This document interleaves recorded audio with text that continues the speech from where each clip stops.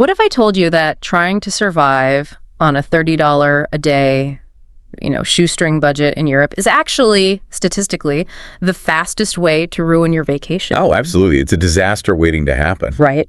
But then spending $96 a day can actually save you money in the long run. So welcome to the deep dive. Glad to be here. Today, we are basically taking a sledgehammer to this huge myth, the idea of the totally unattainable, wildly expensive European vacation. Which is such a pervasive myth, right? It really is. So our mission today is to hand you the ultimate insider playbook for traveling the continent on a budget and doing it without sacrificing, a single ounce of the magic you're actually going over there to find. Yeah. And we are operating from a very specific analytical framework for this deep dive.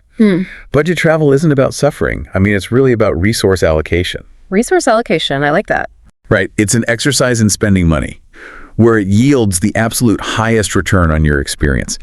And then ruthlessly cutting all that infrastructural fluff that just drains your bank account without actually adding to the memory of the trip. And we have the raw data to back this up. For this deep dive, we've pulled together this massive stack of sources. It's a pretty diverse stack. Oh, totally.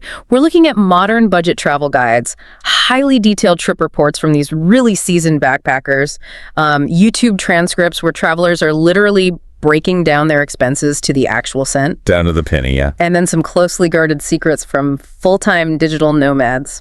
So we are stripping away that romance of the cinematic European montage, and we're just looking at the raw, hard math.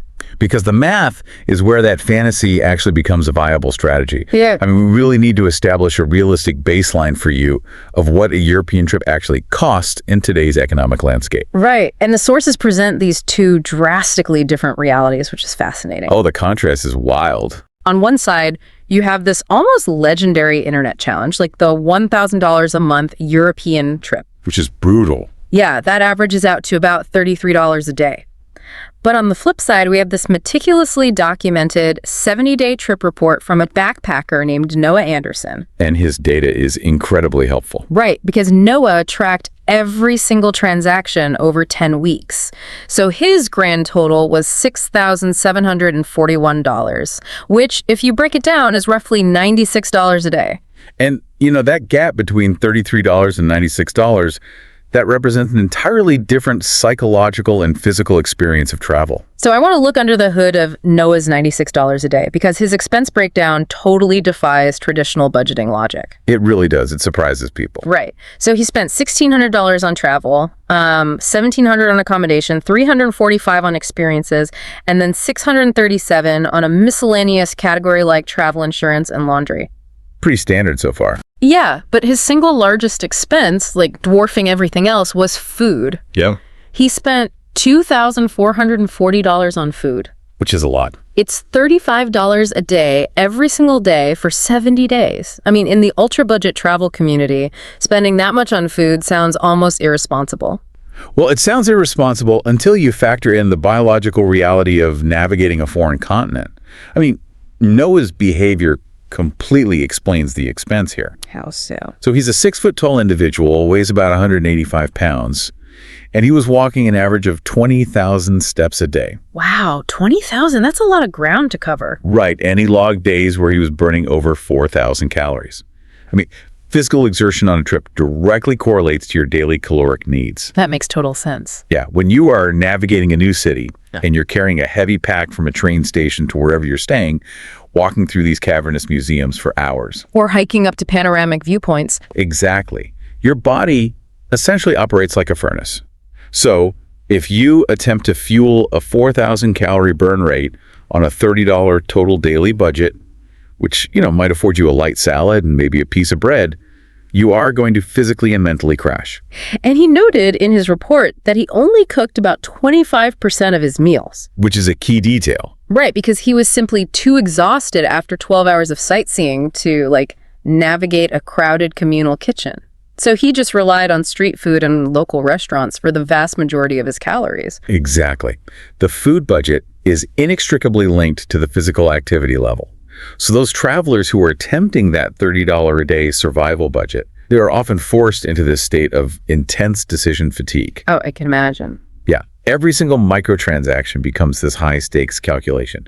They're eating grocery store bread for 2 meals a day, and they're actively skipping paid experiences. Like no museum entries, no guided tours. Right, just to stay under an arbitrary number. So that brings to mind a custom car analogy for you listening.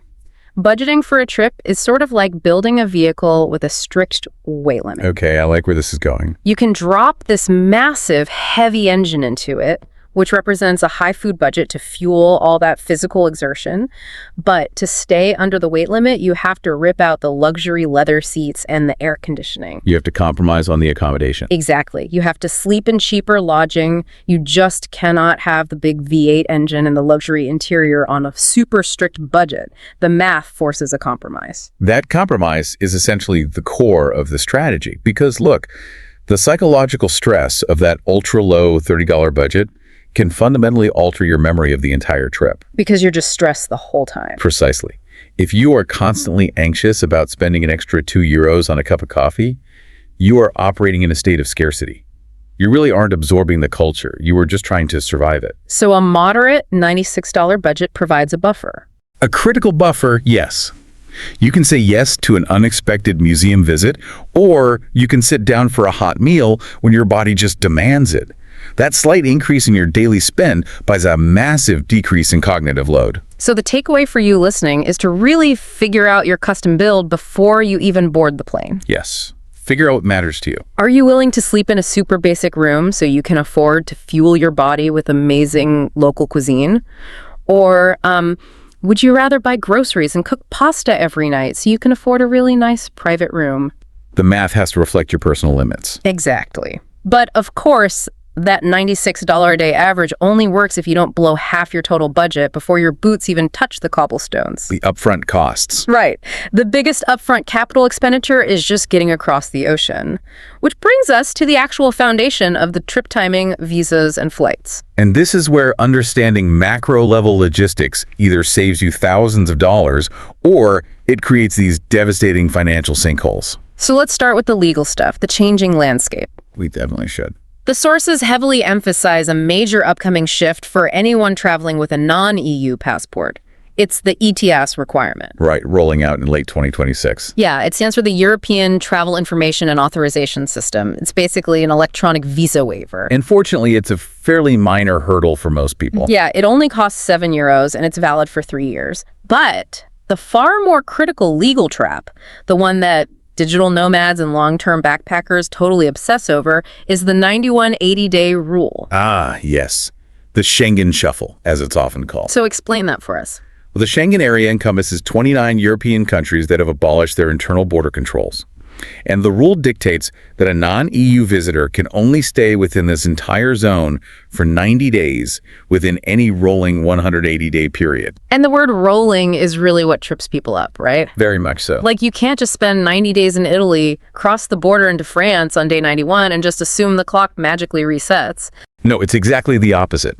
Once you hit 90 days, anywhere within that entire Schengen zone, you must physically leave the zone completely for a full 90 days before you can legally re-enter. Wow. Yeah, so long-term travelers really have to treat this like a complex mathematical puzzle. I mean, if you want to do a 6-month European tour, you are forced to spend 90 days inside the EU and then strategically migrate to non-Schengen countries. So places like the UK, Ireland, or maybe parts of the Balkans. Exactly. You go there for the next 90 days to let your Schengen clock reset. Okay, so once you've solved that visa puzzle, the single most powerful factor in your budget is timing. Without a doubt. Every travel guide in our stack points to one absolute non-negotiable strategy.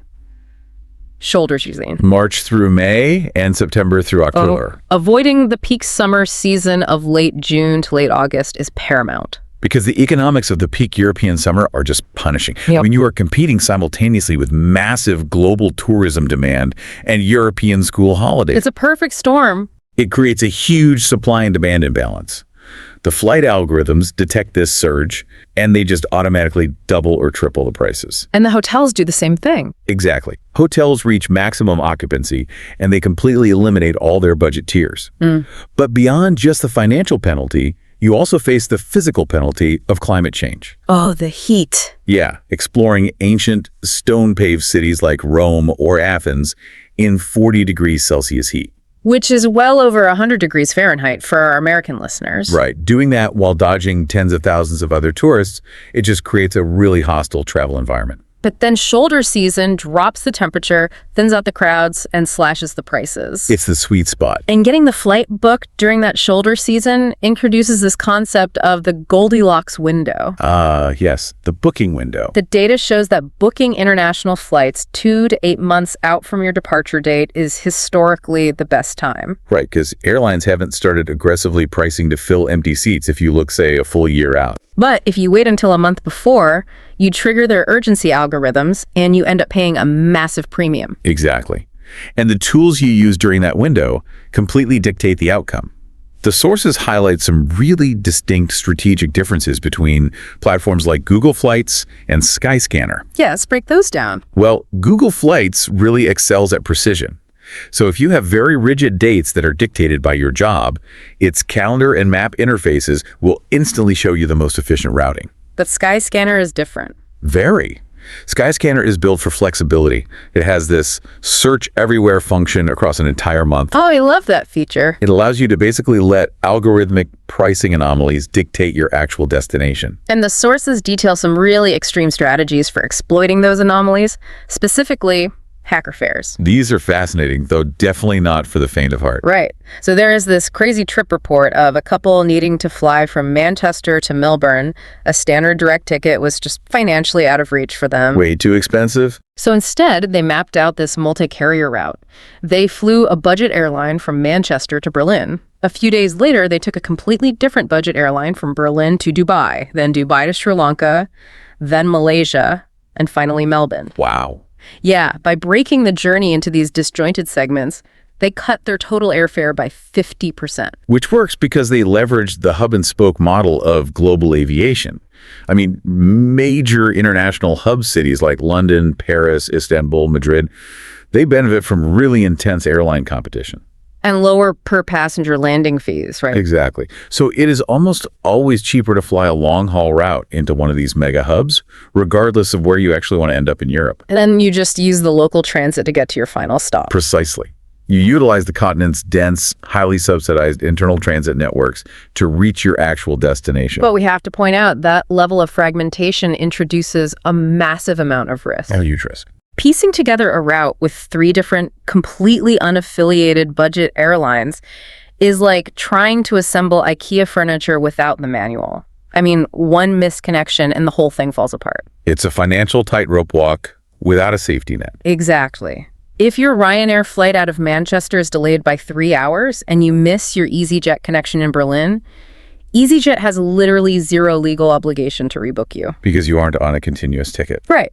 You just lose the flight and the money. Which is exactly why the underlying strategy here relies on building in massive temporal buffers. Temporal buffers, meaning lots of extra time. Yes.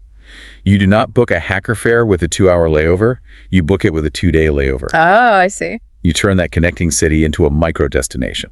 By staying a night or two in Berlin before that Dubai leg, you completely eliminate the stress of a missed connection. And you extract way more travel value from the route. That's brilliant. But also, none of this works if you check a bag. No, checked bags destroy this model. The absolute golden rule across all these sources for surviving budget airlines is traveling carry-on only. Have to. These airlines operate on a model of aggressive unbundling. Like, the ticket price just buys you a seat. They penalize you for literally everything else. Checking a bag can easily cost $50 each way.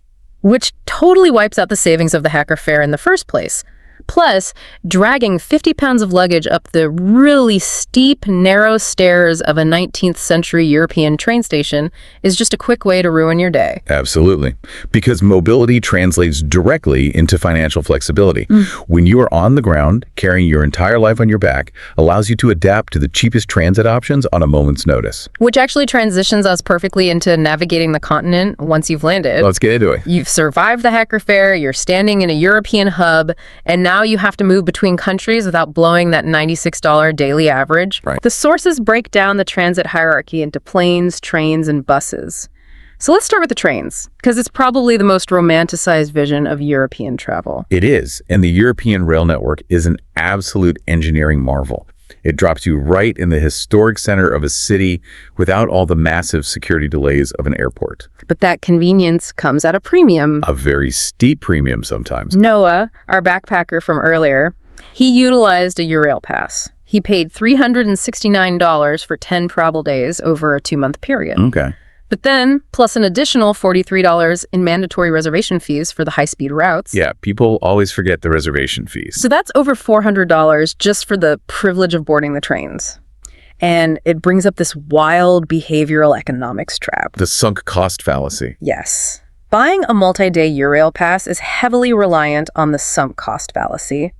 Once you've dropped $400 on the pass, you feel this immense psychological pressure to travel more frequently. You feel like you have to get your money's worth. Exactly. You start jumping from city to city just to mathematically justify the cost per day of the pass, rather than slowing down and actually experiencing a single location. And it creates a false economy.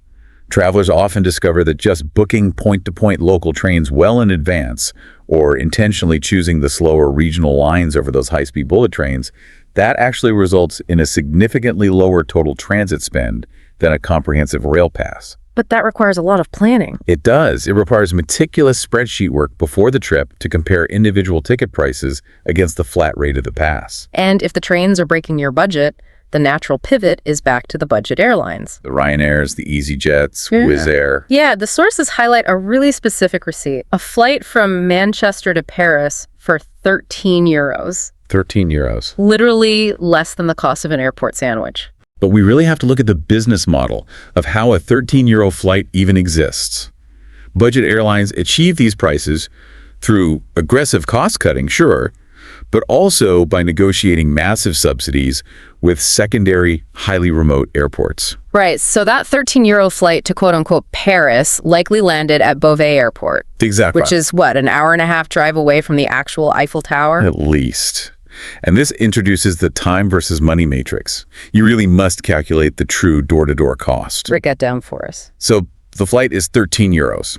But you have to pay 20 euros for the shuttle bus from your departure city to the remote airport. Okay, 33 euros now. Then you have to arrive 2 hours early to navigate their draconian security and those terrible bag-sizing queues.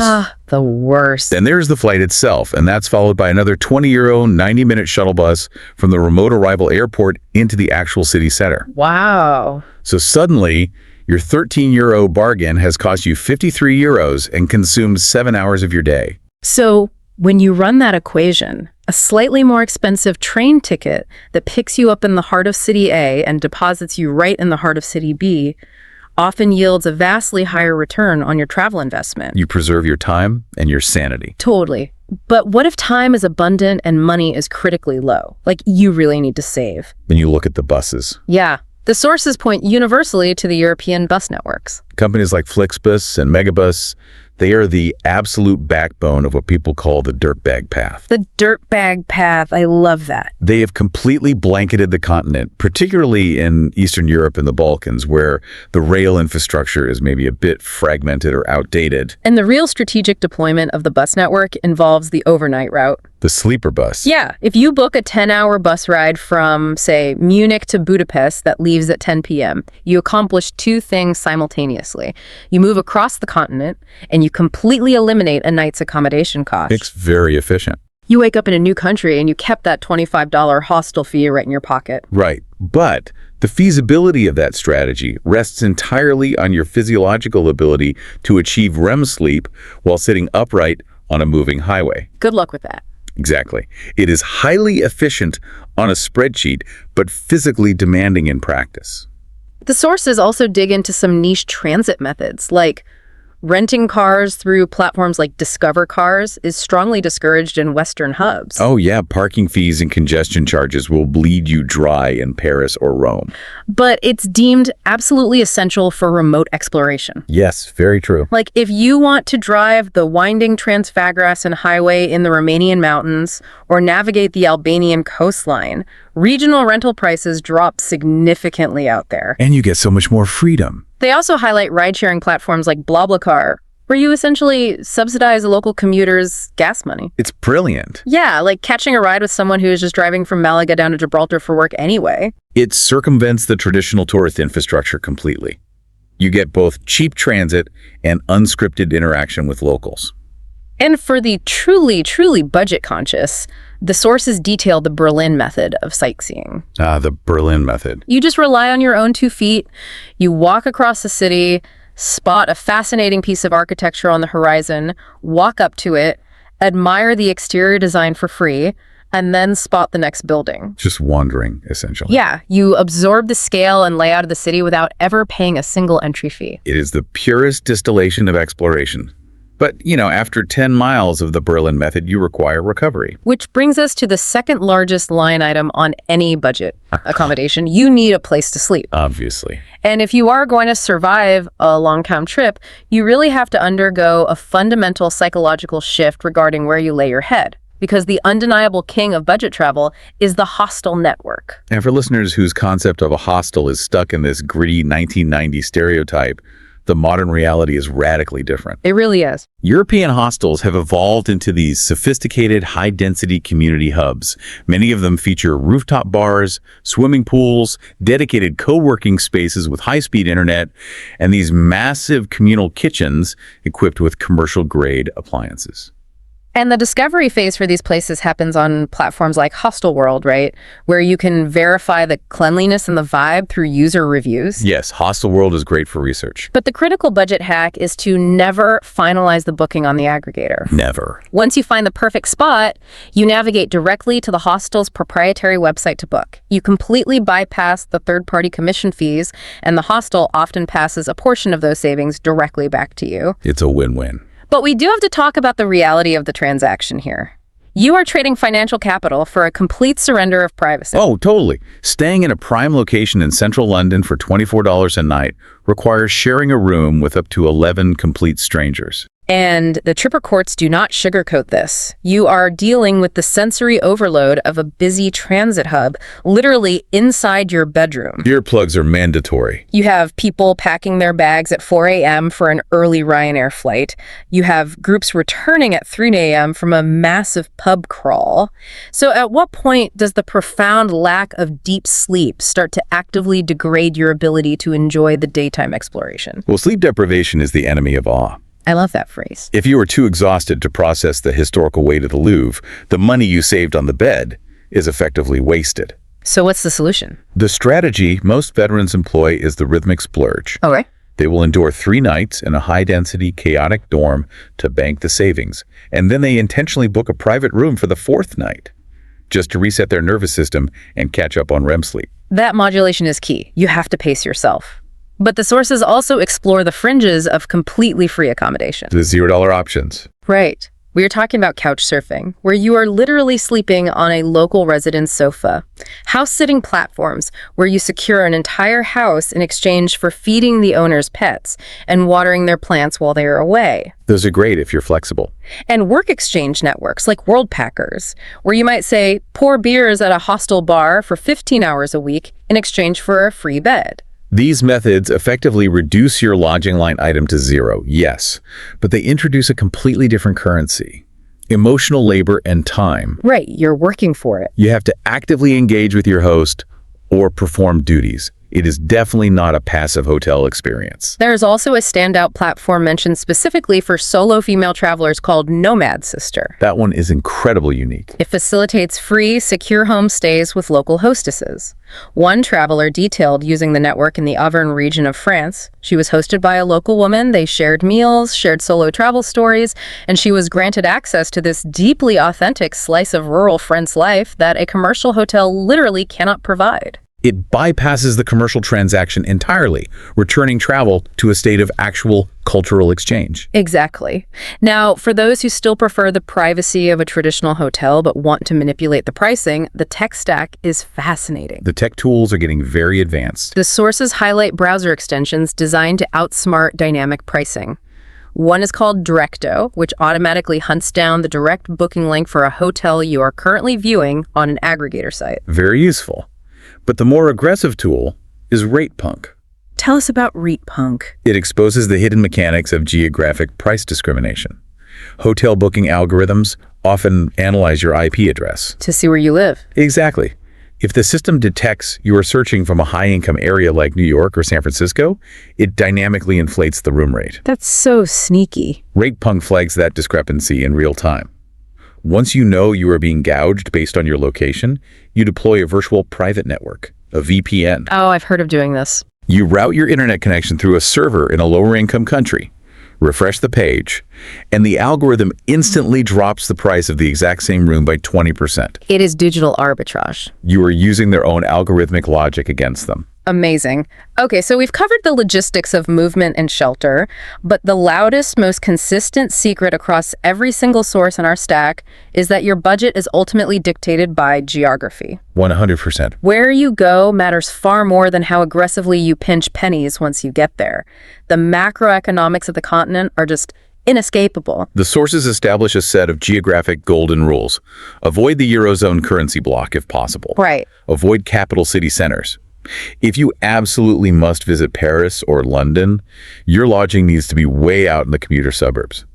But the overarching directive here is to tune your gaze east. Eastern Europe and the Balkans are universally praised as the final frontiers of extreme budget travel. It's where the value is. And it's driven by the massive economic disparity and the differences in purchasing power parity between Western and Eastern Europe.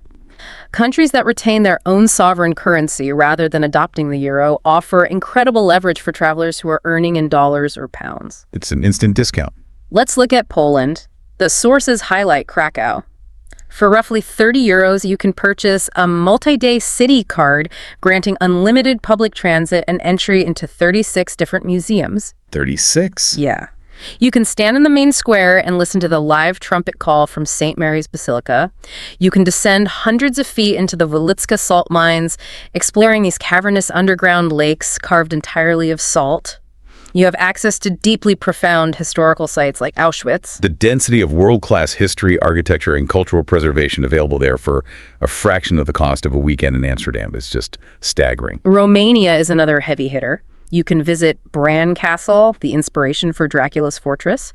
You can wander the perfectly preserved medieval streets of Sigazora. Beautiful places. In the city of Sibiu, the historic houses feature these distinctive roof vents that look exactly like eyes watching the streets, and the central square smells constantly of fresh baked goods. Sounds incredible. And in Cluj-Napoca, which is a vibrant university hub, the sources note you can order high-end mixologist-level cocktails for $4. $4.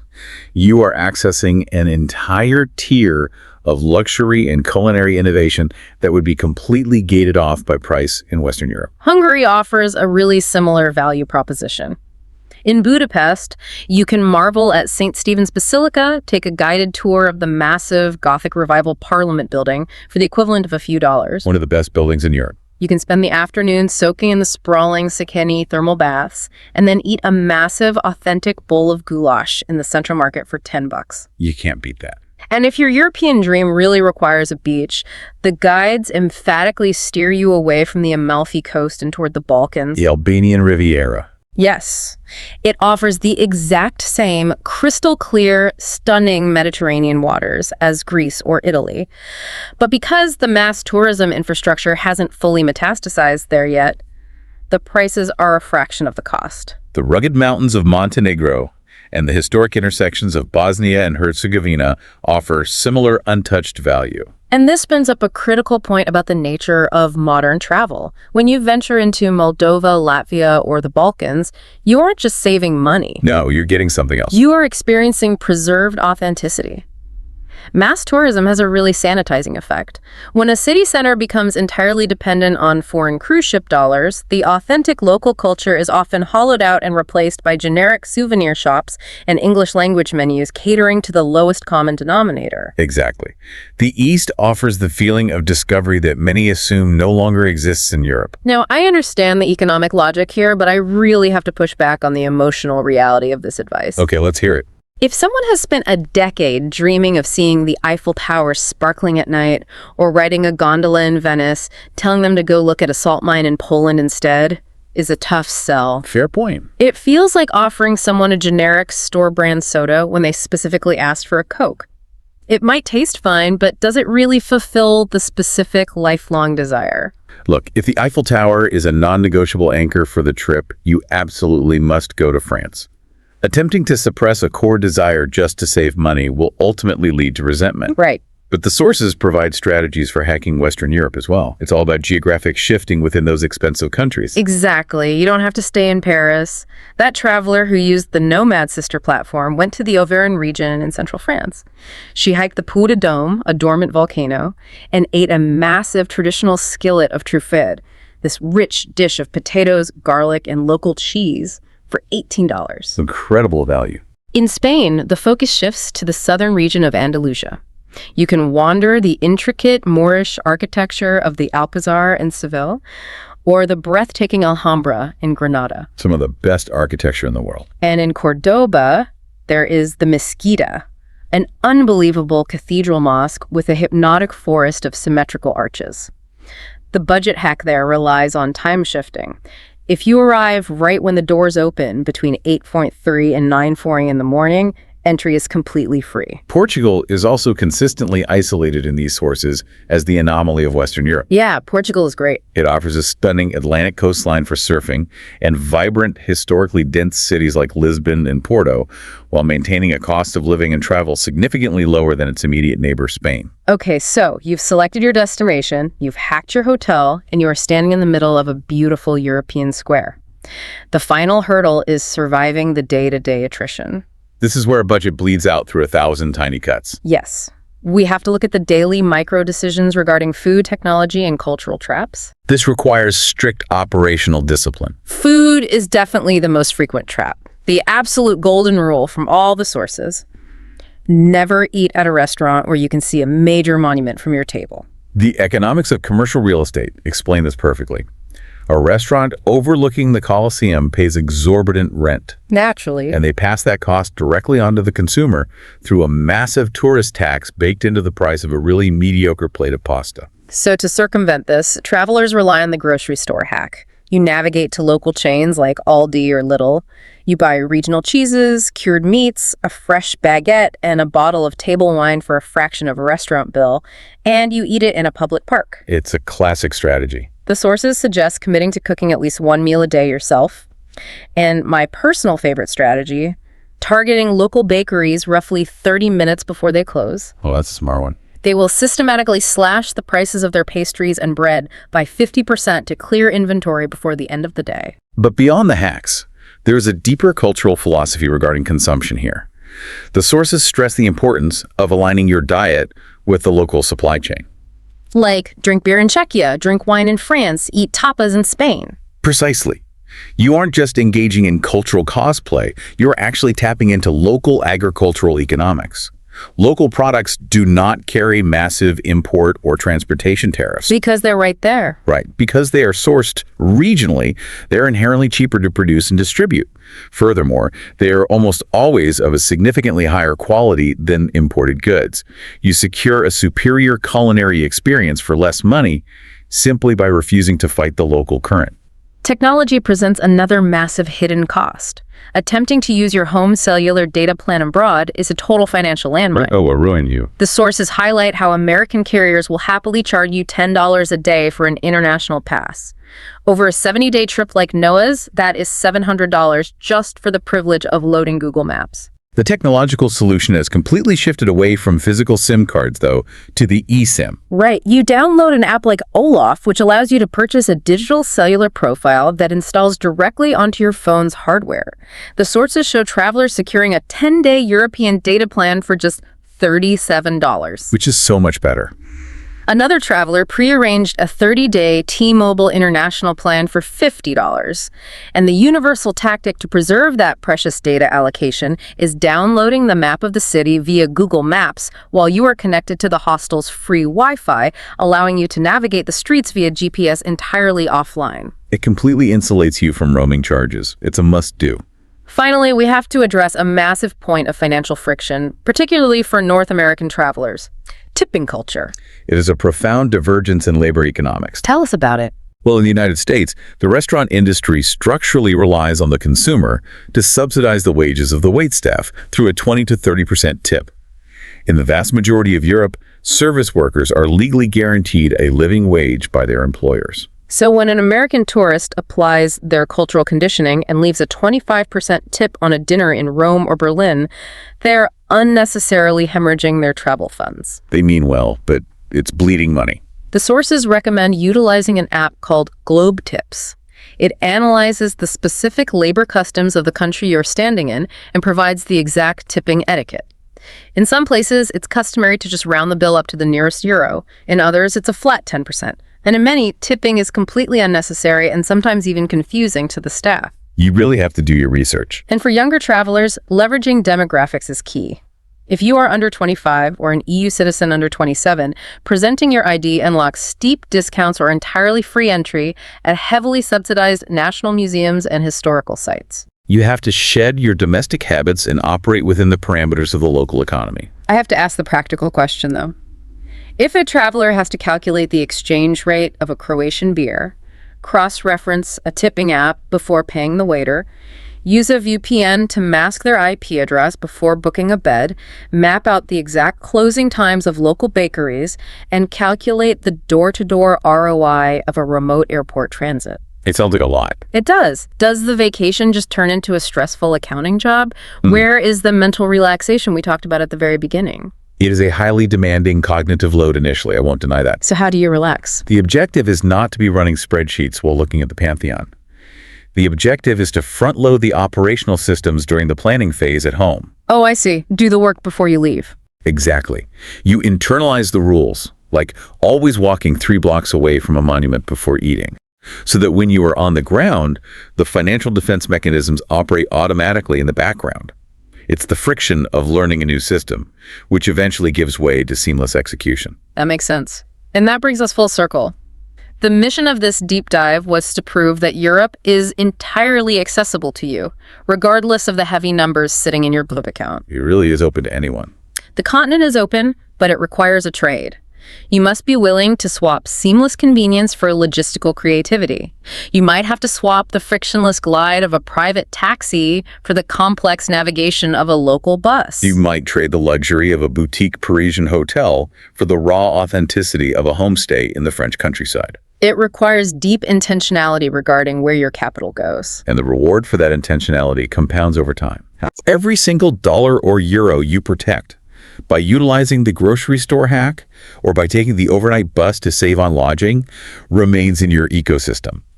That is the seed capital for your next adventure. Noah saved so much money by rigorously managing his European food and transit budget that the sources note he immediately rolled those funds into planning a month-long trip to Costa Rica. That is incredible. I want to leave you with a final perspective shift to consider as you build your own itinerary.